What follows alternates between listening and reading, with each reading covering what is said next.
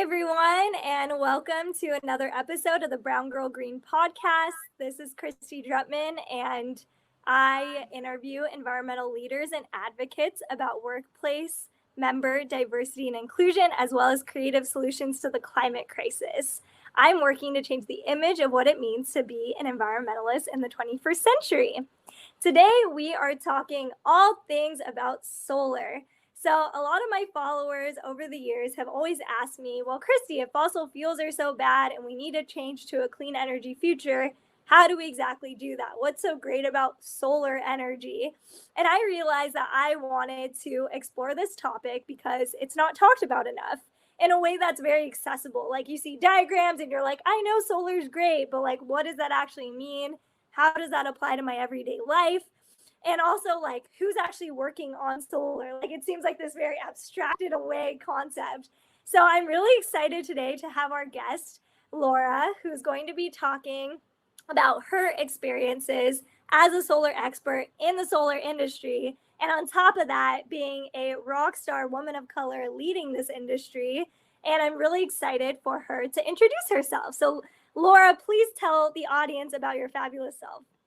Yeah, thank you so much, Christy. I'm so happy to be here in this weird world where we've made everything work virtually. So I'm so psyched to be here. I am one of the founders of Clearloop. It is a company based in Nashville, Tennessee, that helps companies essentially invest in new solar projects so that they can offset their carbon footprint. The goal is really, let's build in more places around the country so that more people have access to clean energy. And now that we've seen a lot of companies want to invest, let's make it a really tangible thing at the end of the day. So that's Clearloop, and I'm excited to be here to talk to you about it. Excellent. Awesome. Well, I just wanted to kick off the conversation about Clearloop to learn more about the mission of Clearloop, what you all are exactly trying to achieve. And overall, through this work with Clearloop, how do you feel you're changing the image of what it means to be an environmentalist? Yeah, I love your mission. I think that's so awesome. So congrats for breaking some real ground over here. So it's so funny because when you said solar expert and environmentalist, I think sometimes I'm still getting used to that, those titles and those things. But I'm really. It really just started with an idea with three of us that wanted to figure out a way to invest back into the places that we call home. So I grew up in Tennessee, but my family is from Colombia. We just celebrated our 21st anniversary in the US this week, which is exciting. But essentially, my background is all around politics and communications. And so I wanted to figure out, how do we translate some of the stuff that I've seen in the public sector and invest back into these places, these communities, that if the government's not going to do it, then we need to figure out ways to invest ourselves and just get in there and roll up our sleeves and figure it out. So Clearloop came together today. A year ago was the public announcement of the company, but the three of us really came together at the beginning of 2019 to say, okay, there's all these companies that want to invest in some sort of climate action. How do we focus their investment in a really tangible way to reduce the greenhouse gases that are hurting our environment and creating this climate crisis? And so we saw the electricity grid is an incredibly dirty source of pollution. We're still burning fossil fuels to create all the lights that we're using every day. And so the idea was, like, let's just try to get them to invest into that instead of offsetting by buying new trees and sort of doing that. We wanted them to invest in reducing. They will do all the reductions themselves, but there's sort of an inevitable carbon footprint that happens as a result of all the things that we're doing. So let's get them to invest in reducing by building new solar farms. So that's what we do. That's how we sort of came about thinking this way. And it really came as a consumer of just the world, as opposed to, thinking about myself in the serious environmentalist hat. Yeah, no, that's, it just makes sense. Like, I think that's a really smart concept. And I think it's great that it came out of a place of you identifying a need for a community that you come from and actually applying that and making it tangible in a way that can be scalable, which is really exciting. Yeah. Yeah, I think we're excited. We're happy about it. So, I'm happy you're happy. So I know that you touched on it with what you just said, but would you, like 5 years ago, have been like, yes, I want to be a co-founder of a company in the solar industry? Why do you feel like your approach and work in this industry is important and effective? Yeah, I would have loved to hear that. I don't think I would have necessarily seen myself in those shoes. And it's still, that title is an interesting one to label myself with. But I think it's important to sort of see sort of the opportunities that are out there for all of us, and sort of try not being afraid and sort of quieting, being deaf to that voice of self-doubt that says, like, you're not a scientist, and leave this to somebody else. And I think sometimes that voice becomes so loud, and it's just so crippling to just get started. And so for me, it was really just a matter of trying to figure out, how do I go and invest into a community that I care about and sort of do my part? How do I do my part and just plug in there and figure it out? And that's what we've been doing. It's just getting in there. There's a lot of great experts that have been in the field of climate change for a long time, but it's something that affects all of us. And so the climate crisis is here. It's time for all of us to roll up sleeves and get some work done. Yeah, totally. I think that there's a lot of noise that exists, especially from people who still deny that climate change isn't happening. So it can really stall the progress of a lot of these solutions being scaled up and brought to the forefront. And I think it requires like very strategic messaging, very strategic plans to actually be able to make it into the mainstream. Because otherwise, like, there's so much money invested in that not happening. So yeah, and also just having, our sort of our experiences and our perspectives coming with that to figure something out. Those experiences and those perspectives really are going to make a difference. And so when we approached Clearloop, we said, climate change is really scary, and science is really scary. Most people just, they hear science and they want to turn off, or, you hear about a carbon footprint or climate change, and it feels so esoteric and so big. And so it's really important to just say, what we wanted to do is just make it really simple to say, okay, there's everyday actions, everyday purchases that we're making can turn into clean energy if these companies just focus on building more infrastructure. And it seems really simple. And when we went out into the world, we were brand new to sustainability. Thankfully, there's a lot of people that are willing to share their knowledge and their studies and their expertise.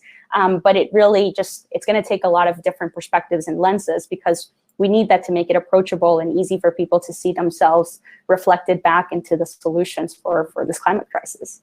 Yeah, and I think speaking on, the accessibility piece, like a key part of your company's mission is to help marginalized communities get access to renewable energy. How do you actually achieve that? Yeah, so one of the things that we started seeing, so we came at this from the, let's get some of that private investment and desire to do something about climate change and really focus it on these communities. And what we saw across the country is that, unfortunately, the grid is not equally dirty, meaning that, there's a lot of investments in new ways that we build, that we make can generate electricity. And unfortunately, there's some states that are getting left behind, and some communities that are getting left behind. And so you sort of start seeing this layering of issues where there's not, because the grid is not equally clean or dirty, then when we turn on our lights here in Tennessee, the sort of health and all the different environmental impacts are much greater here than they are in, say, California, that has taken on and built more renewables. So we wanted to sort of flip that and say, let's go after those places, because one, the companies get to clean up the dirtiest places, more bang for your buck, but really it's this extra layer of making it core to what we do. And if we make it core to what we do, it's a lot easier to make sure that there's equitable access to clean energy in the places that need it the most.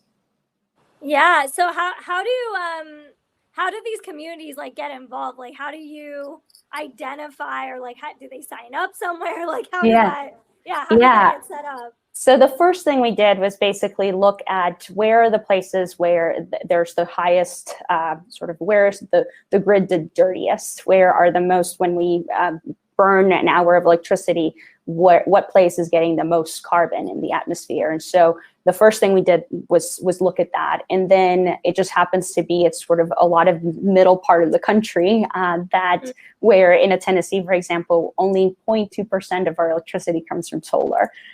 So that's compared to California, where it's 13%. And so it just happens to be that there's a lot of other sort of layers in these communities that we can flip it, invest in these places. And these are some of the places that also have other disparities. And so we started looking at there's a lot of other unevenness. And so if we can invest in the environmental aspect, we'll be investing in sort of the economic and the health and the vitality of these communities. So we started mapping it out this way.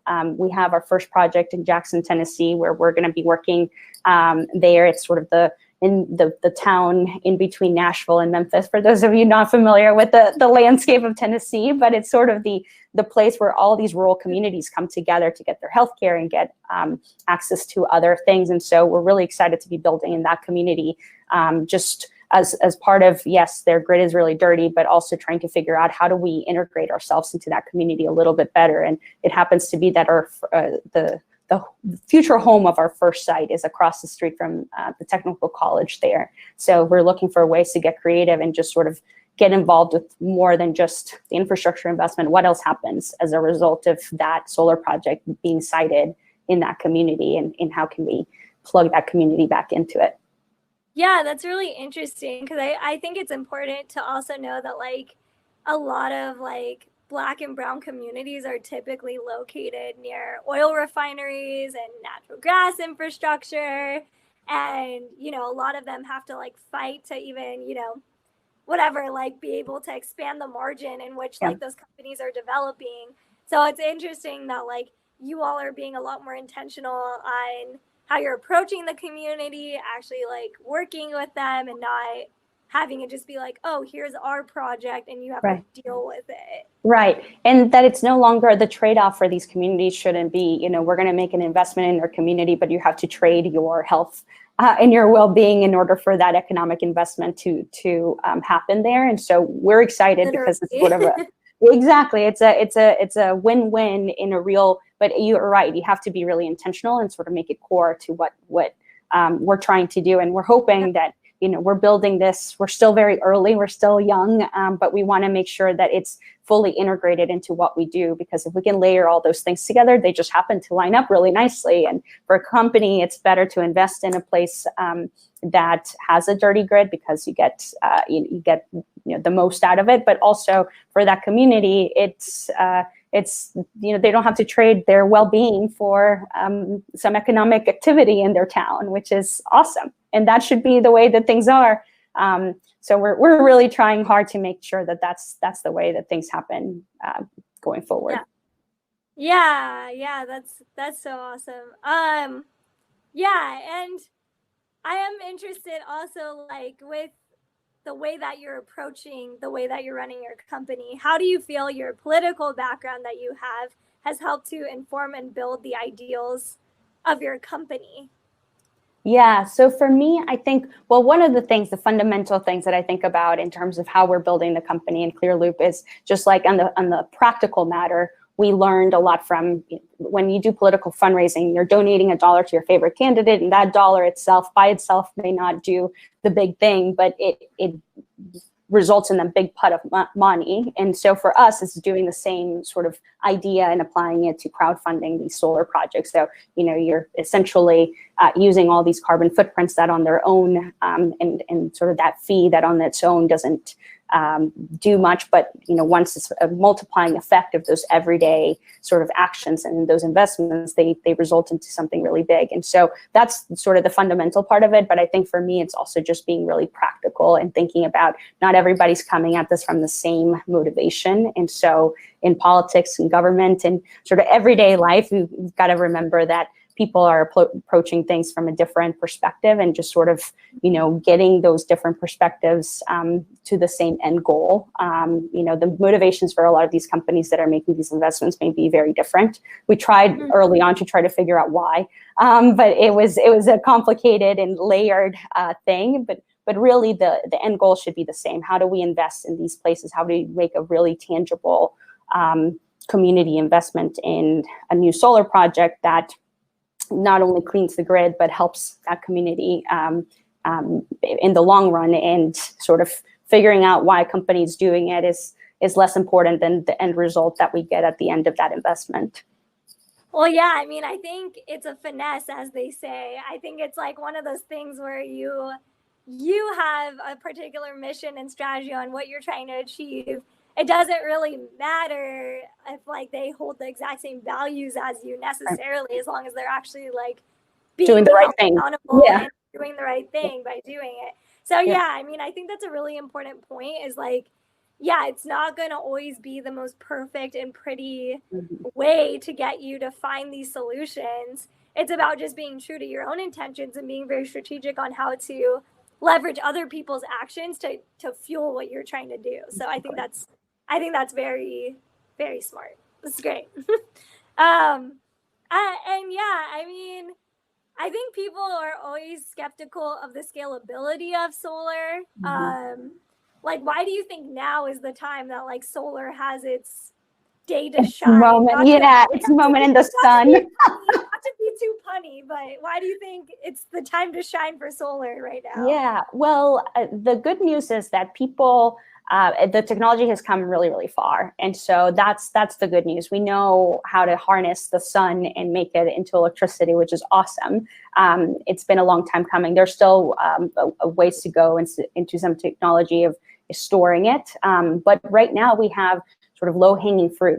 Like I said, in the United States, the electricity grid, only 2% of all the electricity that we use in the United States comes from solar, which doesn't make a ton of sense when you think about how much sun we get across the country. And so the technology's there, the costs have come substantially down. So this is the time for all of us to start thinking about how do we invest into this new infrastructure that is clean, that is sort of the economics make sense. And so it's just a matter of, from 2% to even, getting to 13 or 20 or even 50%. We have a lot of work to do. So a climate crisis is here. It's time to get moving. 100%. Yeah. I'm wondering, like, people, you kind of brought up like the storage and the battery, all that stuff. This is a question from one of my followers. Is efficiency a big problem in solar energy? And if so, how is the solar industry trying to address that?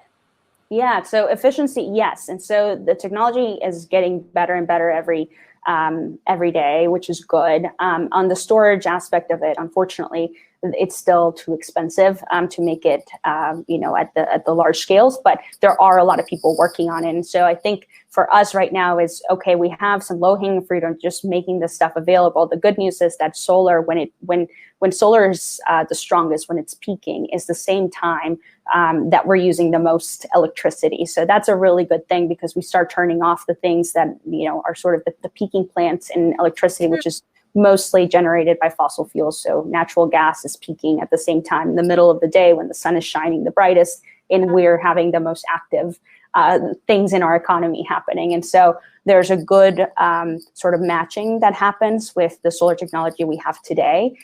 We get to really harvest it at the time where we're using the most electricity. So that's a good thing.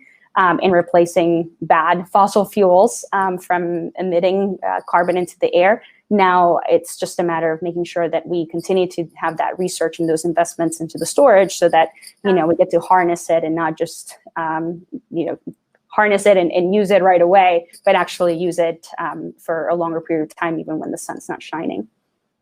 Yeah, and do you feel, and you work more on like the private sector of this whole thing, but I'm just wondering, like, where have you felt like political leaders or policy has really helped with like scaling up solar, or like increasing these investments like you're talking about? Or do you think it's mostly like the private sector has really driven and accelerated this growth? Yeah, The private sector has really been the one at the forefront of this action and showing demand for clean energy. And so I think that we have a lot, we've learned a lot, and thankfully the demand has been there. So, there's the Googles and the Facebooks of the world that have really driven more utilities and even developers and sort of spurred this movement.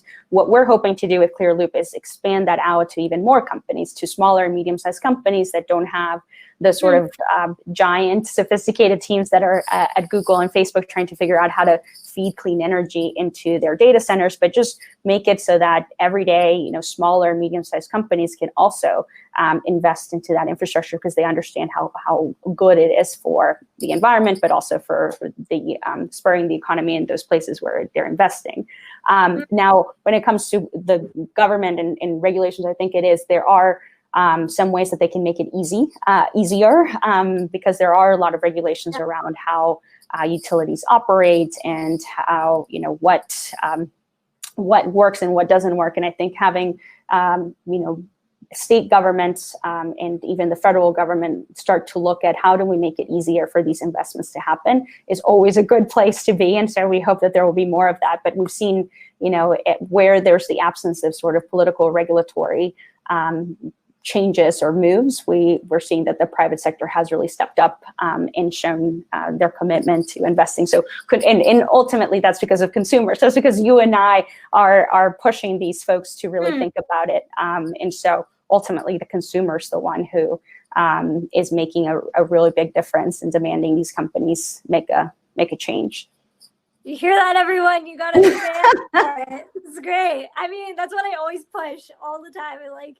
You need to write to your representatives. You also need to contact your companies directly. And, yes. Especially if you know that they operate factories or operate these otherwise really polluting facilities.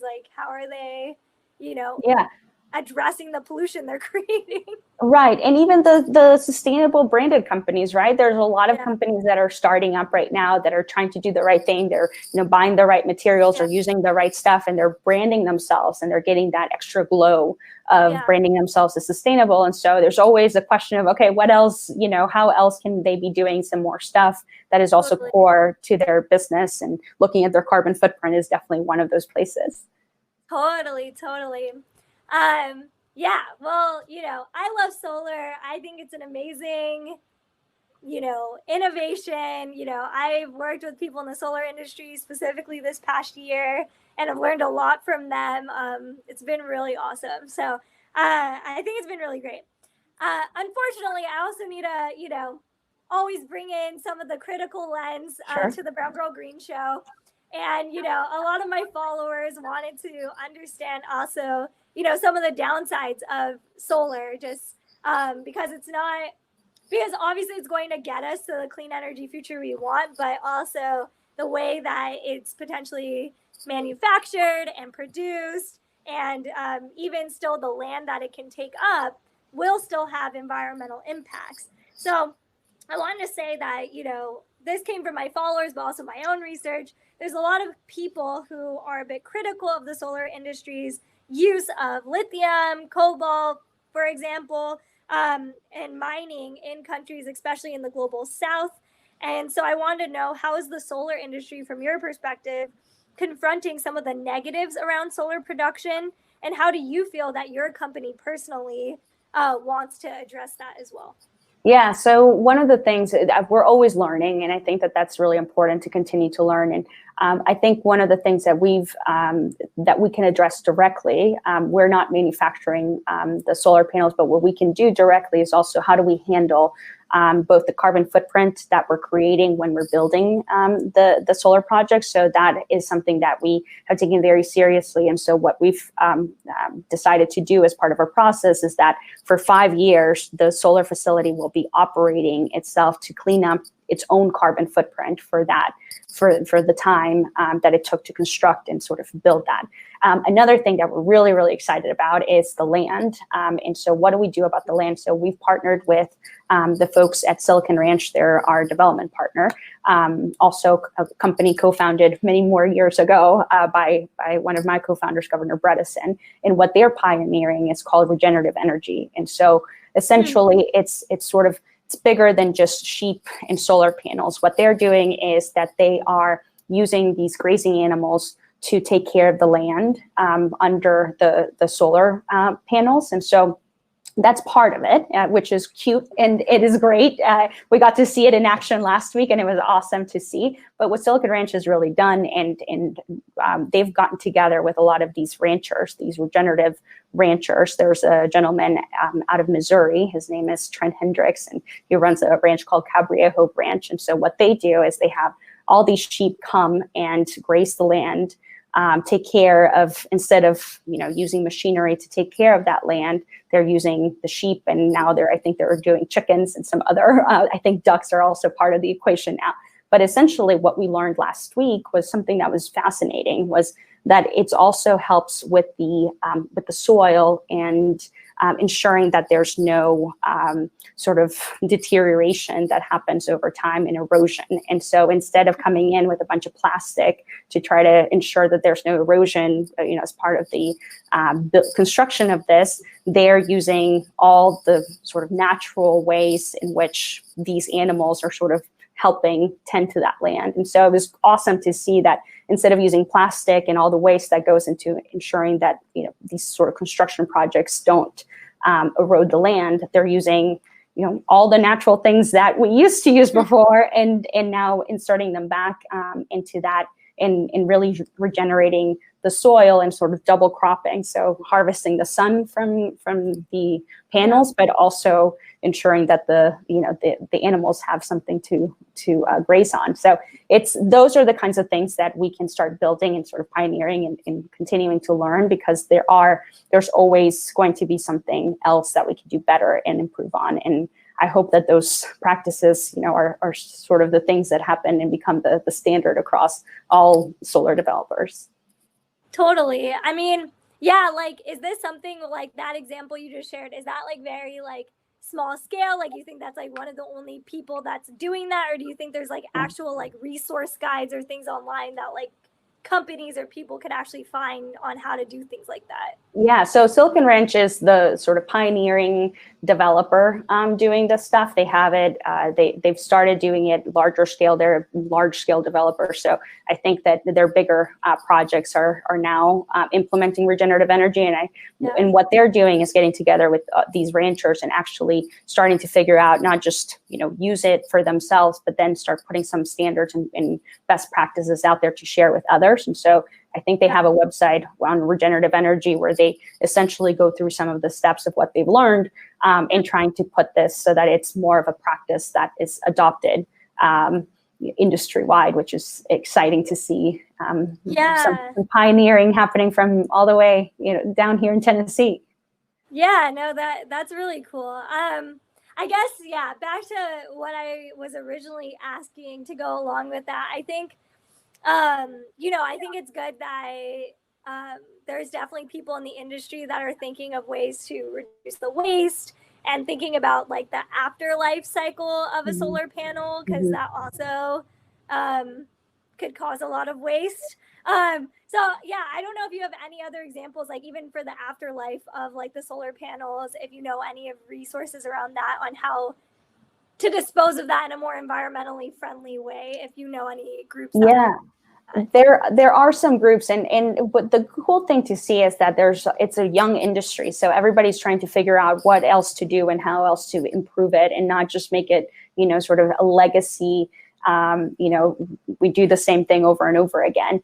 So I believe that there's a group called First Solar. They actually manufacture solar panels, and they also they're also developers, and they're trying to figure out and innovate around what do they do after solar panel has had its useful life, and as the technology improves, what else to do with that. So there's definitely, I'm in no way an expert in some of these things, but it is really good to start seeing examples of different industry leaders, or, even just new entrants into the market, try to figure out how do we do it better and continue to improve, because it hasn't been figured out. My lights are really efficient here, and so they turn off from time to time. So I should have said that from the beginning. So it's on brand. It's fine. It is. But yeah, I'm just saying, that gives me a lot of hope that it's a young industry, because I think this, lithium mining, cobalt mining, like what is happening in the global south is really devastating to be able to produce solar panels. And I think, we don't want to re-perpetuate the same things that the fossil fuel industry is doing, and like branding it as like, this is the way, when like, I think it's equally as important to be like, these are the solutions, and this is important to make it scalable and realistic and how we get there. But also, like, how are we, creating a closed loop system that is sustainable and fair to everyone, from how it's produced to how it's disposed of, cradle to cradle, in the circular economy. Ideally, solar would fit into that. So that way, both human rights and environmental justice is preserved while solar is being scaled up. So I think I need to do more research into it to see if, there's any like groups that are trying to, advocate for that. I know that it is very difficult, because that is the technology that we have available currently. I just hope that people in the solar industry continue to like, hold themselves accountable to doing that research and trying to innovate to address the human rights issues around that too. So absolutely. Yeah. And I also wanted to ask, getting into the other part of Brown Girl Green before we head into the Q&A is a big part about being brown women. So it's in the title. It's in the title. It's in the branding, everyone. So I want to know, just like from your perspective, like, where do you feel the solar industry is on diversity and inclusion, and how do you feel as like a woman of color you have navigated that space? Just in your own words. In my experience, I've been in a lot of spaces in both politics and the private tech world, where I'm the only person who looks like me, and I've been very fortunate that there's other people who don't look like me who've seen the value in having my perspective in the room, and more than just rolling up a chair and ensuring that different perspectives are the part of the equation, and are core to what we're doing. And so I've been fortunate to have a lot of allies in that have opened doors of opportunity for me. But I think that for me, it's been really important in this particular role to ensure that I'm more intentional about how I'm also opening doors for other people who have diverse experiences, who may not look like me, or who may, and how do I ensure that there's, we're pulling each other up together. And so for the solar industry, I think, or if for like sustainability solutions in general, what I think is going to be really important, and what I hope to get out of, my message today, is really that it is new and it is young, and there's a lot of opportunity for people to just jump in here and help us figure it out together, because it's going to take all of us. Our experiences and our perspectives are incredibly valuable. And so I think that for us, this is a totally new industry. It's starting to make itself. And so let's not let it be dictated by the legacy industries that, the energy or tech or startups.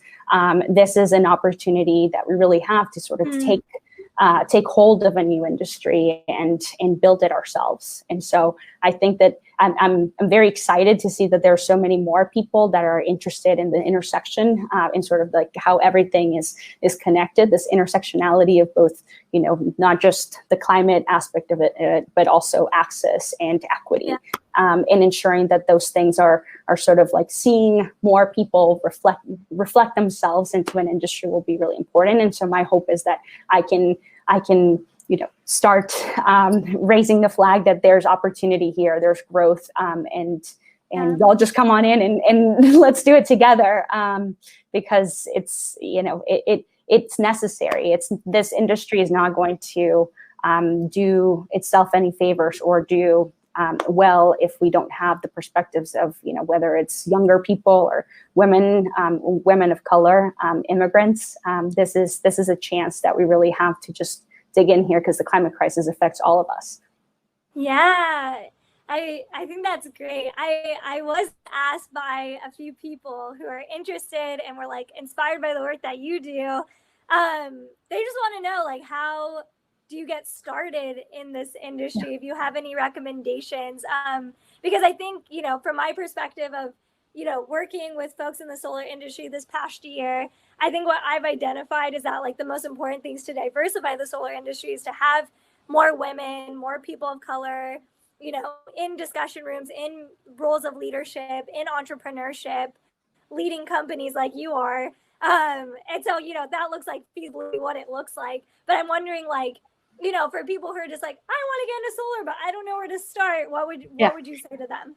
Well, the number one thing I learned, and I learned this mostly from politics and sort of scrapping my way into trying to elbowing my way into some rooms, was that people are always really willing to share their experiences and their perspectives and information. So any informational interviews that people LinkedIn is now a very powerful tool where we can just drop a line to somebody. Actually, somebody found me when you posted on your Instagram, and I think they found me through that, and they just hit me up on LinkedIn. And I think people are really, really willing to share their experiences and their perspectives and sort of their knowledge. And when you're curious like that, people want to share even more. And so that's the one thing I would just say, instead of, and you're not necessarily asking for anything other than just their experience and their story and sort of understanding and learning from them. And sort of that sort of informational interview sort of thing. And now that we're all on Zoom, what's another 15, 30 minutes of time spent sharing knowledge? But I think the second thing is also there's a lot of internship opportunities. Clearloop has a lot of internship opportunities. Yes. We love our interns. We've had to be really intentional about looking for people with different experiences and backgrounds, because when we first opened up, as a startup and in clean tech, there are certain people that just see themselves reflected. And so they think that they're, the best for that particular job. And I think that hopefully we're trying to do a better and better job every time to try to have more people who may not have background in sustainability at all, may not think of themselves as somebody who should be in a startup, but just have this curiosity to learn. And actually some of our most successful interns have been people who are just curious about figuring it out and finagling their way into helping us figure this out together.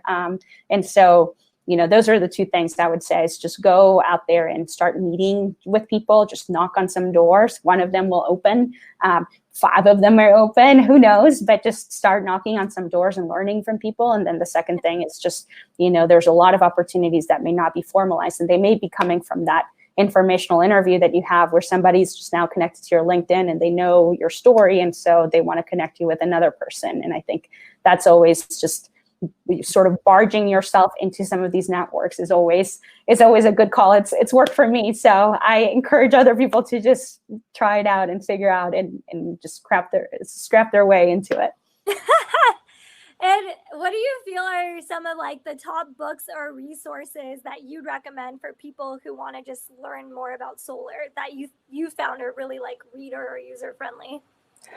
That's a very good question. I should be doing some more of my own reading. I think what has been helpful. So I have this book, and this is these folks out of Vanderbilt called Beyond Politics. And it's 2 professors out of Vanderbilt that are basically going through why they think the private sector needs to step up and help invest in more climate solutions. And so it's a really fascinating read where we learned a lot about the Southeast and also just our own backyard. And they've been very helpful and very kind with their time.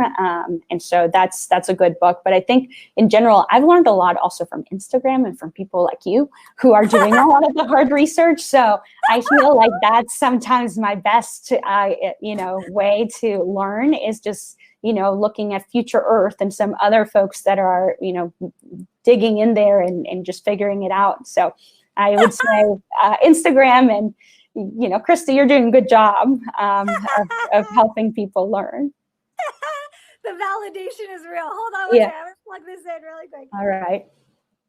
Beautiful day out there. Oh yeah, it's amazing. It's so nice. Great. Well, thank you for validating my work and other people on social media who are condensing these things. Yeah, I'd recommend folks look up just type in solar in your Instagram search bar, and there's so many community solar groups, so many solar companies that are constantly posting resources. There's Sunrun, there's oh my God, my brain right now. I will list them in the show notes, people. I will list a whole list of organizations and Instagram handles that you all can follow. But yeah, there's a good amount across the country that are doing awesome stuff like Clearloop. And our social media folks would be very sad if I didn't say that you should also look at Clearloop. Clearloop.us has our blog. We're trying to get better at trying to break down some of the, bigger, headier terms. And so we even started digging into what is utility scale solar, and just trying to, demystify some of the stuff, because it's fairly straightforward once you start breaking it down, but there's not a lot of resources that break it down. So we started doing it ourselves because we didn't see it out into the world. So we started trying to do some of that in our own blog and in our own channels, just to try to make it easy for people to just digest and say, okay, I can do something about this. Fantastic. Now I'm maybe I need to up my solar game. Solar this is good. Great. Well, the last question before we get into some of the questions people have asked, I wanted to just ask, why do you feel solar? This is off the whim. I'm rolling with it. I'd say why do you feel that solar is going to be a critical catalyst to not leave communities behind? I just want to know from your perspective, why is it a climate solution that actually is going to promote and advance equity in our country? Yeah, well, I think that it's a question of access. I think that the number one thing is how do you ensure that there's more equitable access to clean energy? Just like we have, we've thought about clean water and all these other, bits. I think it's really important to also ask the question of how do we ensure that there is more scalable and equitable access to clean energy? And we don't think about it, right? You see all the, light posts, and you see all these, you ignore the wires and where, this magical laptop has been plugged up from, and we don't really think about that stuff. And so I think for us, we really want to invest in this thing, because even though we're not thinking about it, it's affecting us, right? It's affecting our air quality. It's affecting so much when you burn those fossil fuels. And so it's going to be incredibly important to invest at scale and make it so that people have more access to things that should be, we're literally, sun is right here. Just take some of that and just turn it into electricity. It shouldn't be, it should be, all of us should have that equal opportunity to have it shine on us and have that access. Totally. Oh, that was excellent.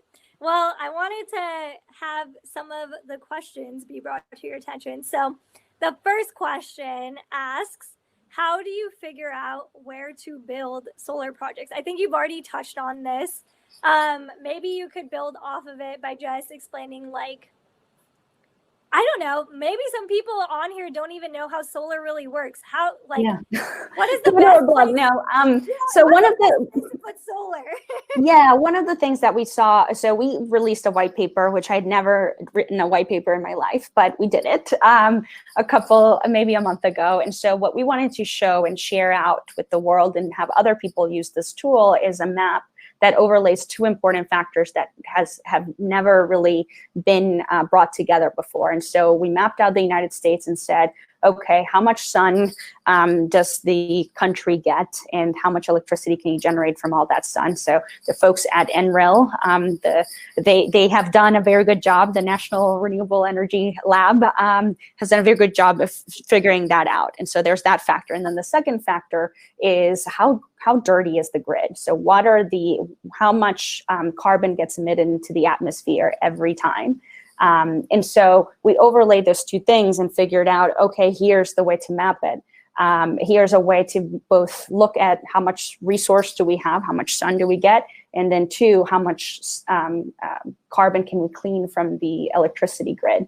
And so those two things seem really, really simple, but nobody had done it before. And so we're really excited to just, share with the world and say, here's a way to start mapping, where we should be building solar, because these places have great sun and they have a dirty grid. Let's go there. Seems pretty straightforward, but it took some novices to start, asking some of these questions and build it and put it together. And so we're hoping that there's going to be more innovative people out there that will bring their own perspective and their own spin on it. Awesome. That's a great answer and very straightforward. Yeah. Someone else asked, how can small or mid-sized businesses get involved in solar? Work with Clearloop, but yes. Thank you, Christy. Yes. Anything else you want to add to that? Yeah, we are working with all size companies, and that's the exciting thing, that we think is not just different places around the country, but also the types of companies that get to invest in this stuff. The first company we announced is our partner it's a startup. They were launching their product, and as they were launching, they were also reclaiming their carbon footprint with us. So yeah, come on down. hello@clearloop.us. Plug it. That's great. And so this is more of like about people like in their own apartments, but also like homeowners. People are interested. Like some people are like, oh, I know I could get solar on my house, but I don't exactly know how to do that. I don't know if you can speak on that, but do you have any recommendations on resources or steps people could take if they want to bring solar into their own homes? Yeah, sometimes it depends on where you live. Your utility sometimes has a program that allows you to do that and plug into that. The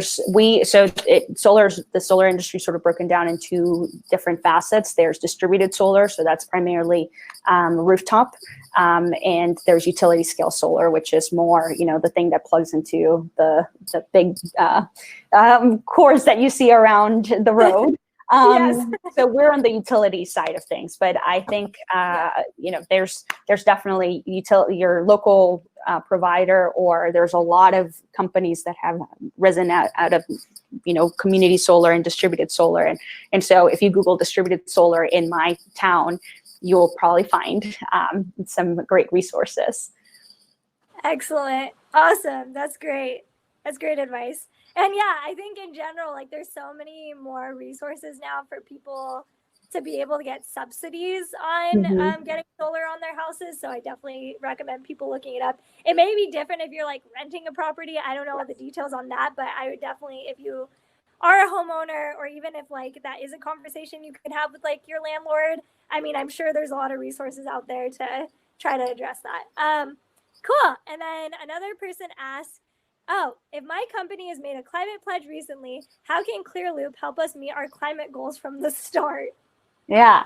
So there's a lot of companies that are making climate pledges recently. And so what we're hoping for is that companies that have made some sort of carbon emissions reduction goal, where they've done everything they can, they've done all the efficiencies, they changed out the light bulbs, they're using electrical vehicles, they're doing all the things, they have a carbon footprint still associated with some aspect of their business. What they essentially can do is come to Clearloop and say, hey, I have this carbon footprint, or I've made this commitment, and we're trying to figure out how to reduce our carbon emissions. What do we do? And so what we will do is say, okay, a metric ton of carbon generally is offset by about 37 watts of solar. That costs between $9 and $12 a metric ton. So that's what the dynamic is for companies that are out there. But it's essentially just you're paying for your carbon emissions to be reduced, but also paying for us to build that new solar. And so you get sort of this net positive at the end of the day. Excellent. And yeah, and someone else wanted to know what makes you the most passionate about your job, or what you see for Clearloop in the next few years. I'm most excited because this is an opportunity to try something brand new. This is a young industry that is just starting to figure itself out, and it's also, trying new things, and there's more and more interest from companies to make a climate action, to make their impact authentic. And so I'm really excited to be in the mix.